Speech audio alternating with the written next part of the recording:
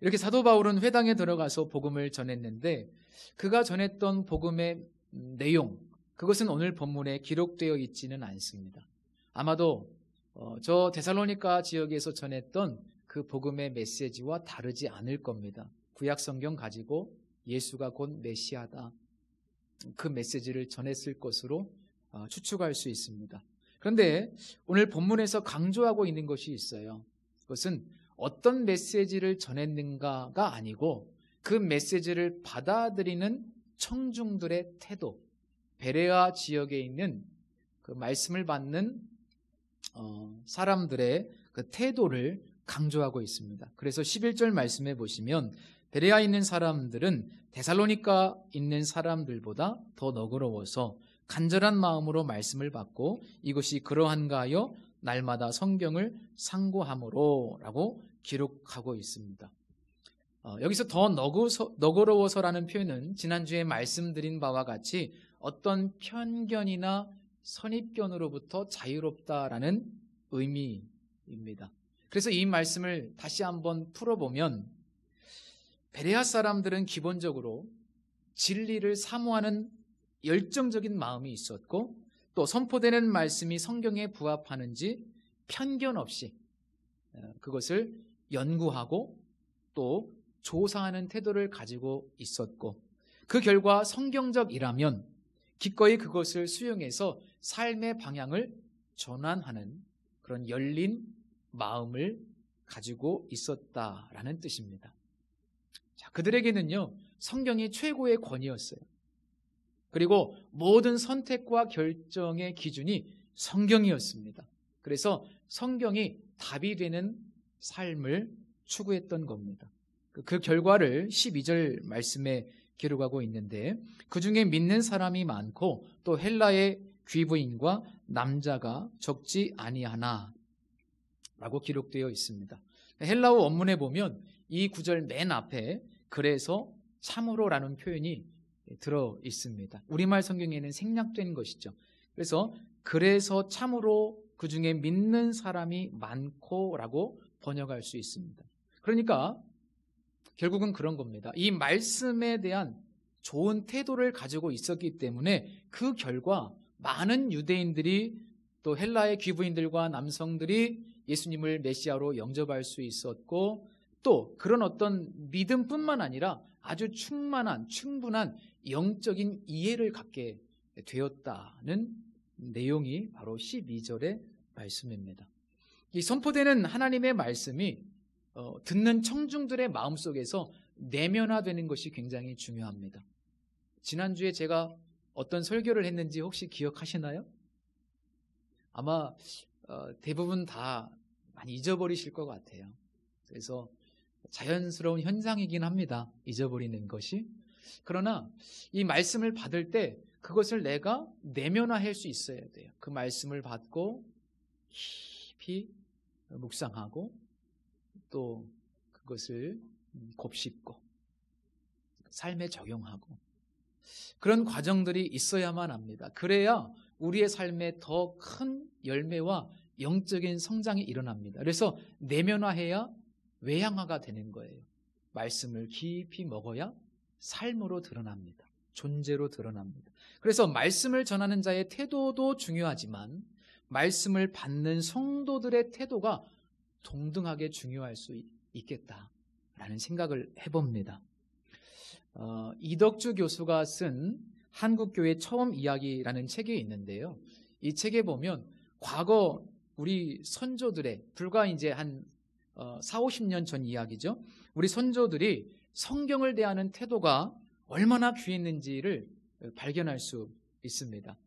구한말 평양에서 복음을 전했던 폴 웰 선교사의 부인이 있었는데 마들렌이라는 이름입니다.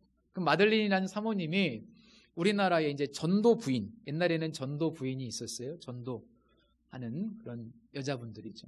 그 전도 부인과 함께 시장에서 성경을 팔면서 전도를 한 적이 있었답니다. 그런데 그 전도 부인이 성경을 사가는 사람들에게 마치 이 상품 설명서를 이렇게 알려주듯이 그렇게 성경을 사가는 사람들에게 일일이 이렇게 이야기를 하더랍니다.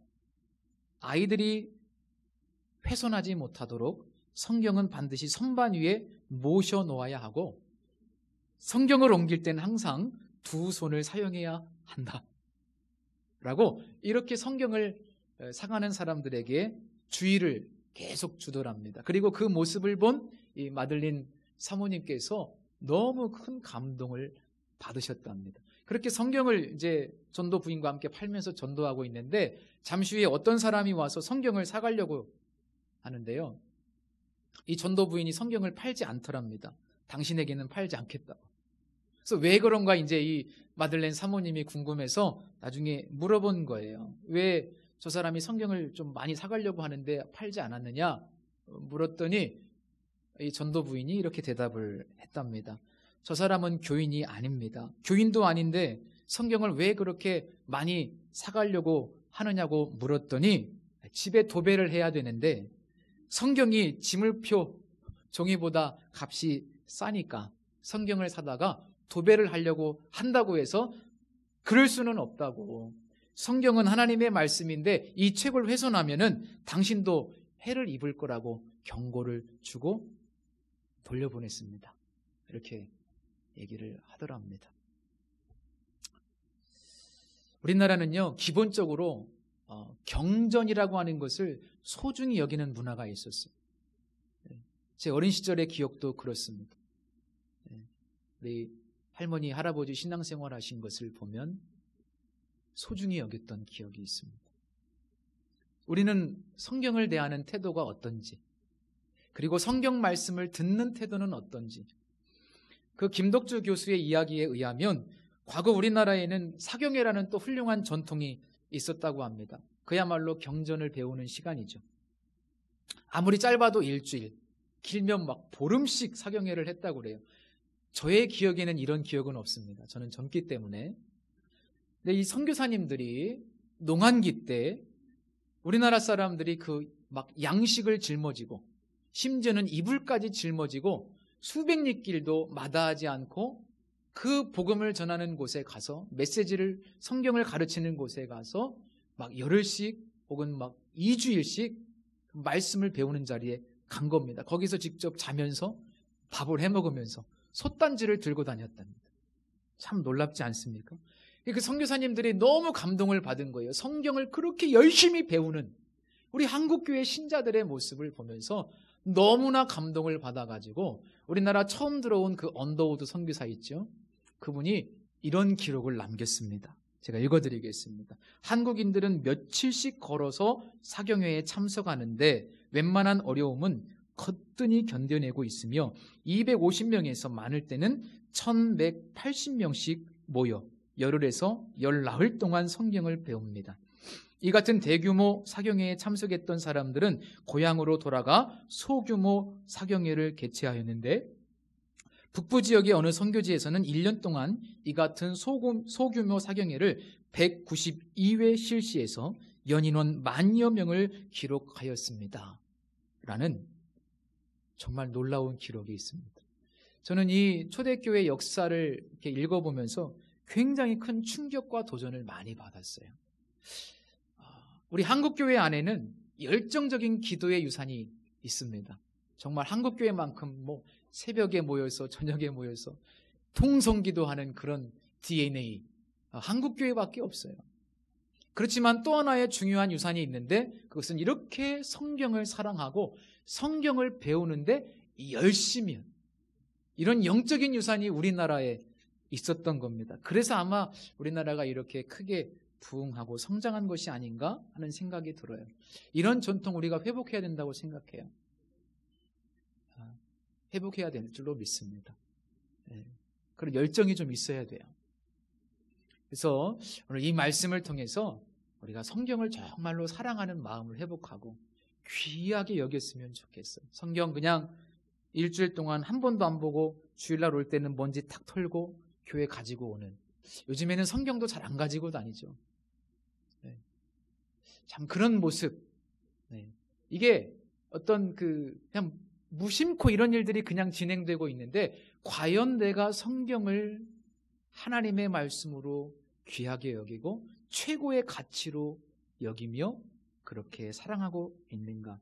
주일날 선포되는 이 말씀, 그냥 잊어버리는 것이 아니라 이 말씀 붙들고 아까도 말씀드린 바와 같이 내가 이 말씀을 좀 곱씹어보고 내가 말씀대로 좀 살아보려고 이 말씀을 좀 묵상하면서 실천해보고 그렇게 하시면 좋겠어요.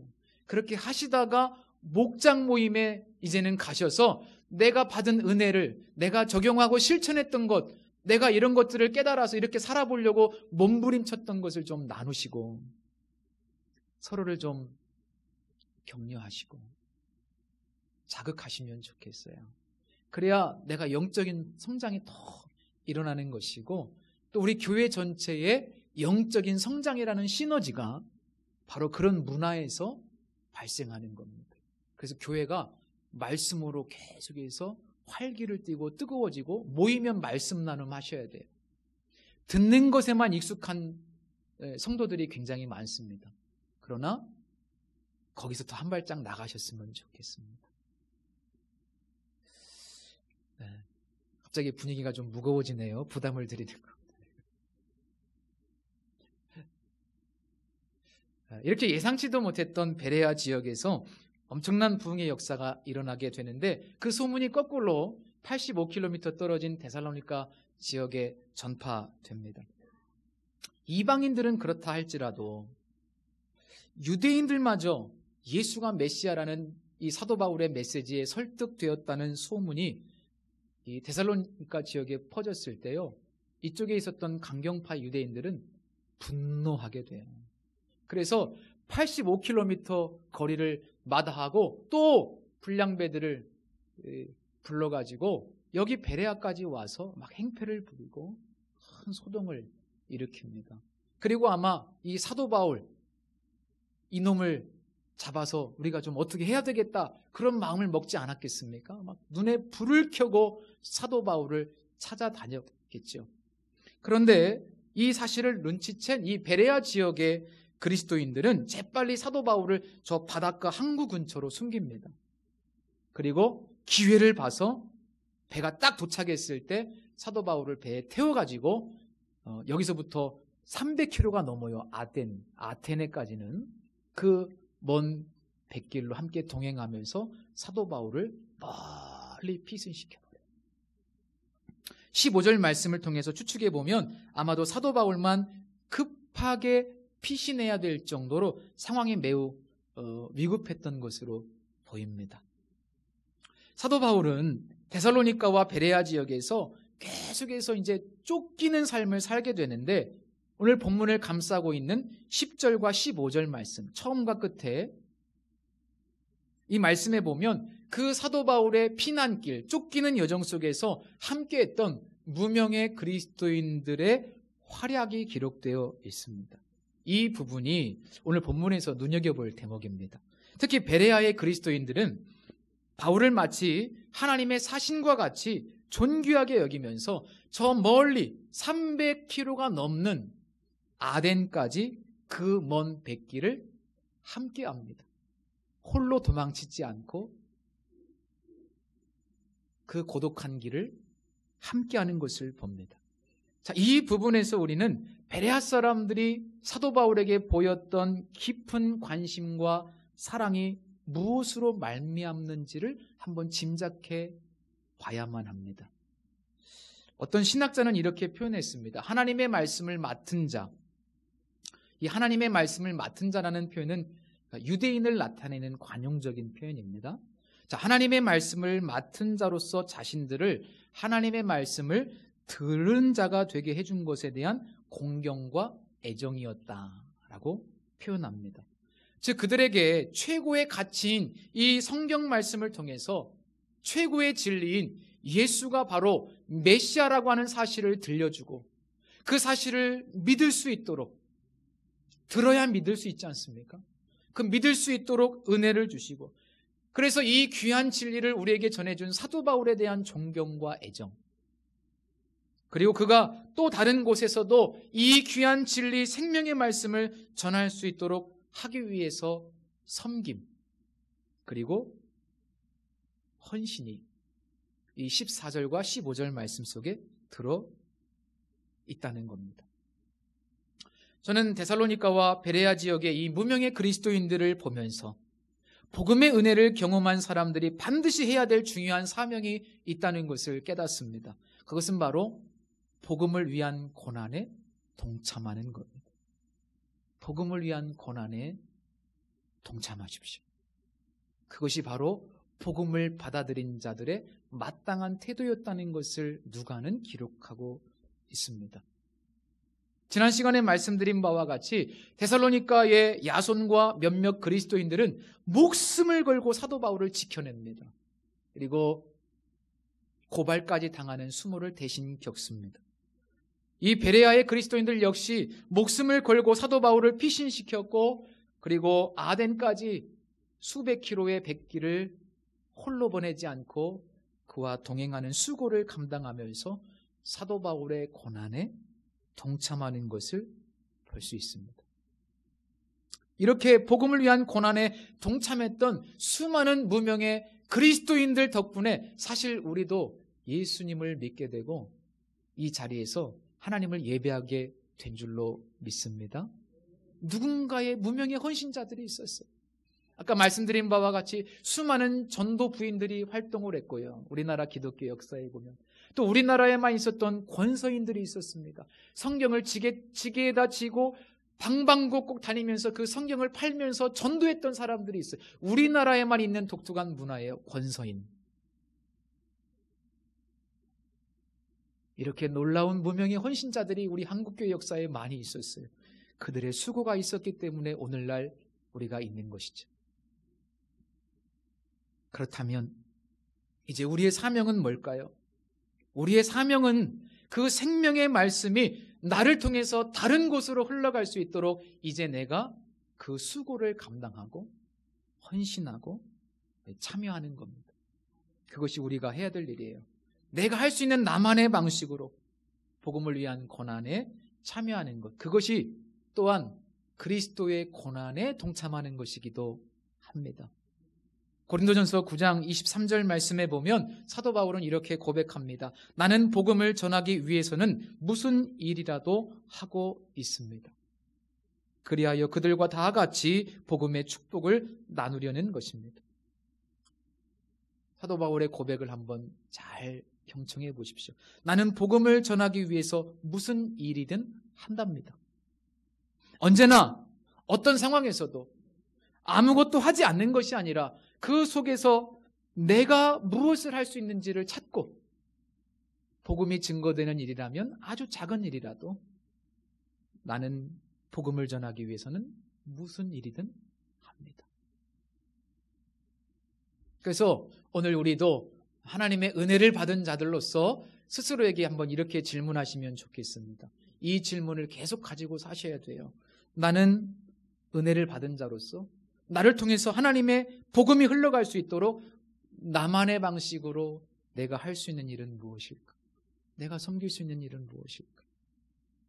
그것을 계속 질문하시고 그 답을 찾고 실천하셔야 합니다. 마지막으로 한 가지 더 말씀드리고 싶은 것은 저는 이 본문 말씀을 계속 묵상하면서 누가가 이 본문을 기록한 가장 중요한 목적은 무엇일까를 계속 질문했는데 제가 내린 결론은 이렇습니다. 데살로니가에서 베레아를 거쳐서 이제 아덴까지 이 사도 바울의 피신 여정을 보면 마치 전투에서 패배를 해서 계속 뒤로 후퇴하는 것처럼 표면적으로는 보이는데, 그런데 뒤돌아보면 하나님께서 순간순간 개입하셔서 어떤 피난의 상황에서도 복음이 증거되게 하시고 교회가 세워지게 하시고, 그래서 놀라운 반전과 승리를 주시는 하나님, 그 하나님을 누가는 사도행전 전체의 맥락에서 그걸 증거하고 싶었던 거예요. 사도행전 전체가 그런 메시지입니다.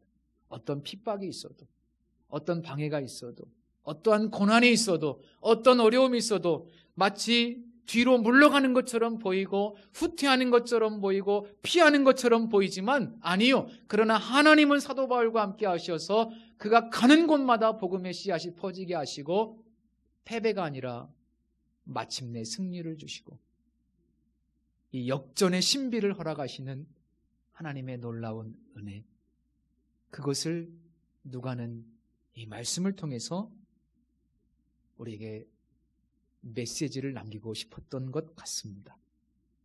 이 누가의 기록 목적을 제가 묵상하면서 생각나는 인물이 하나 있었어요. 그것은 구약의 이삭이라는 인물입니다.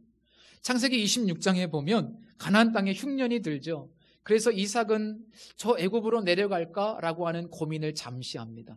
그런데 하나님께서 이삭에게 나타나셔서 애굽으로 내려가지 말고 내가 너에게 지시할 땅으로 가라. 그래서 이삭은 하나님의 말씀에 순종해서 저 블레셋 지역 그랄이라고 하는 땅으로 가서 머물게 됩니다. 그 땅도 척박한 곳인데, 그런데 하나님의 말씀에 순종했을 때 놀랍게도 그 땅에서 농사하여 그 해에 100배의 수확을 얻었다고 말씀에 기록되어 있습니다. 100이라고 하는 숫자는 상상할 수 없는 엄청난 그런 풍성한 은혜를 말합니다. 정말 놀라운 은혜를 체험합니다. 그러나 그런 놀라운 은혜를 체험했지만 그 지역 사람들이 이삭을 시기했기 때문에 결국 그곳에서 이삭이 쫓겨나게 되고 생명줄과 같은 우물마저도 빼앗기게 되죠. 그래서 이삭은 억울하게 그 지역에서 쫓겨나서 더 변두리로 밀려납니다. 그런데 밀려난 그곳에서 또 우물을 파는데 땅을 파면 하나님께서 또 물을 주시는 거예요. 이것을 본 또 블레셋 주민들이 시기해서 또 와서 그 우물을 메워버리고 막 행패를 부립니다.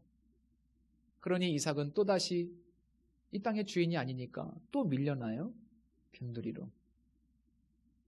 그런데 거기서 또 땅을 파면 하나님이 또 물을 주시는 거예요. 계속해서 쫓겨나고 밀려나지만 그러나 하나님이 가는 곳마다 우물을 파게 하시고 물을 주시고 살려주시고 복을 주시고, 그리고 나중에 마침내 블레셋 왕과 군대 장관이 찾아와서 여호와께서 당신과 함께 계시니 우리 평화조약을 맺읍시다. 오히려 머리를 조아리고 먼저 고개를 숙이고 평화조약을 맺게 하시는 하나님의 놀라운 섭리를 봅니다. 지는 것 같은데 이기게 하셔. 사도 바울도 그러죠. 무명한 자 같지만 유명한 자, 가난한 자 같지만 모든 사람을 부유하게 하고, 아무것도 없는 것 같은데 모든 것을 다 가진 그런 역설적 신비. 여러분, 이거는요 이삭에게만 그런 것도 아니고 사도 바울만 경험하는 일도 아니고 예수 그리스도를 믿는 모든 자들의 삶은 바로 이런 겁니다. 예수 그리스도 안에 있다는 것은 우리가 바로 이런 하나님의 보호와 승리 속에 있다는 거예요. 그래서 근본적으로 예수님을 믿는다는 것은 바로 승리를 확신하는 삶을 사는 겁니다. 우린 인간이기 때문에 두려워하고 염려하고 낙심하고 그런 과정들을 반복할 수는 있어요. 그러나 우리는 어디로 가냐면 마침내 승리로 갑니다. 마침내 형통으로 갑니다. 그것이 예수님 안에 있다는 뜻이에요. 그래서 저는 이런 결론을 얻었습니다. 예수님 안에 있는 인생, 이런 역설의 신비 안에 있는 인생이고 마침내 승리하는 인생이다. 그것을 사도 바울은 합력하여 선을 이루신다고 표현했죠. 성도 여러분, 하나님께서 언제나 우리와 함께 하시고 우리를 붙들고 계시기 때문에 우리 모든 인생은 언제나 승리를 향해 갈 수밖에 없다는 사실을 믿으시기 바랍니다. 막연하고 근거 없는 긍정론이 아니에요. 낙관론이 아닙니다. 예수 그리스도의 십자가의 복음 안에 있다는 것은 이렇게 우리의 운명을 하나님께서 경영하신다는 뜻입니다. 이 믿음만 있다면 우리는 죽음도 두렵지 않아요. 왜? 심지어 주님께서 죽음도 극복해 주셨기 때문입니다. 그래서 십자가를 지시기 전에 주님은 제자들에게 이렇게 말씀하셨어요. 이것을 너희에게 이름은 너희로 내 안에서 평안을 누리게 하려 합니다. 세상에서는 너희가 환난을 당하나 담대하라. 내가 세상을 이기었노라. 성도 여러분, 담대하십시오. 하나님은 반드시 피할 길을 여시고 닫히면 열리는 길을 허락하시고 또 막다른 골목에서 돕는 은혜를 주시고 생명줄을 내려주시기 때문입니다. 우리가 경험하는 하나님은 바로 그런 분이십니다. 그래서 뒤돌아보면 다 하나님의 은혜일 뿐입니다. 사순절 둘째 주일입니다. 예수 안에 있는 우리 모두에게 선을 이루시고 승리를 보장해 주시는 하나님의 이 능력을 묵상하시면서 또 내가 은혜 받은 자로서 내가 어떻게 주님의 고난에 동참할 수 있을까를 묵상하시면서 담대하게 그러나 또 책임감을 가지고 이 한 주간을 살아내실 수 있기를 예수님의 이름으로 축복합니다. 기도하겠습니다. 하나님, 오늘도 주님의 은혜를 찬양합니다. 표면적으로만 보면 실패하는 것처럼 보이고 뒤로 물러가는 것처럼 보였던 이 선교의 여정, 그러나 하나님은 가는 곳마다 역전의 은혜를 허락하시고 또 다른 열매를 허락하시고 역설의 신비를 보여주셨습니다. 하나님, 오늘 예수 안에 있다는 것 자체가 큰 축복임을 우리는 이것을 통해서 발견합니다. 예수가 축복이고 예수가 전부고 예수가 모든 것이 되신다고 하는 사실을 깨닫고 예수님 한 분만으로 충분한 인생 되게 하여 주옵소서. 그리고 예수를 위해 살아갈 수 있도록 은혜를 베풀어 주옵소서. 예수님의 이름으로 기도드립니다. 아멘.